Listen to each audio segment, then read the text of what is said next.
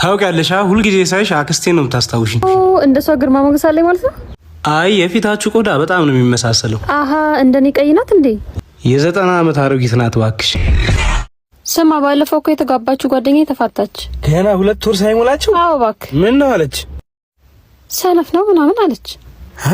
አቤት ሴቱ ግን ብሶበታል። እስኪ ስልኳን ስጪኝ።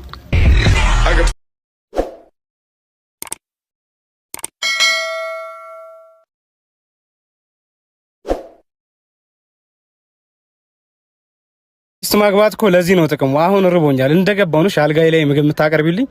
ምግብ ለማቅረብ እኮ ሚስት ሳይሆን ሰራተኛም በቂ ነው። ለዛ አይደል የሰራተኛችን የሚጠመን? ምኑ? ኢሳም ግን ከተጋባን በኋላ በጣም ጸጉር እየሸሸ ነው። በዚህ አይነትማ መመለጤ ነው። ለምንድን ነው ግን የኛ የሴቶች ጸጉር እንደናንተ የማይመለጠው? ሚስቱ ስለማታገቡ ነው።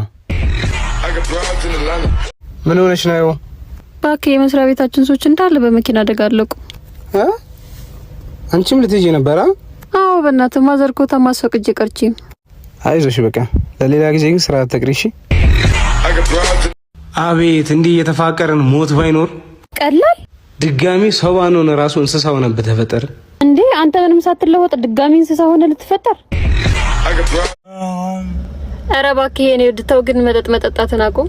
እስኪ አንቺም ሜካፕ መጠቀም አቁሚ። እንዴ እኔ እኮ ሜካፕ የምጠቀመው ቆንጆ መስዬ እንድታይህ ነው። እኔም ቆንጆ መስለሽ እንድትታይኝ አይደለም መጠጣው። ዛሬ ዶክተር ጋር ሄደሽ ነበር? ምን አለሽ? አየር ቀይሪበት አለ። እንዴት? ዱባይ፣ ፓሪስ ምናምን ይይሽ ተዝናኛ አለኝ።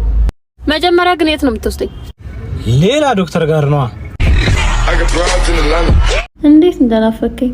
እስኪ እየሳቅ ከሆነ ሳቅህን፣ እየበላህ ከሆነ ደግሞ የምትበላው ምግብ፣ ፊልም እያየህም ከሆነ የምታየው ፊልም ላክልኝ። ሽንት ቤት ነኝ ምን ልላክልሽ?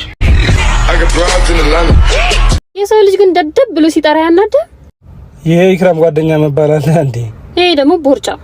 አንቺ ከቦርጫ ጋር ምንድን ነው ያለሽ? ወይ ሲክስ ፓክ ያለውን ፈልጊና አግቢ እንለያይ። እንዴ ልጃችንስ? የምን ልጅ? እርጉዝ አይደለም እንዴ?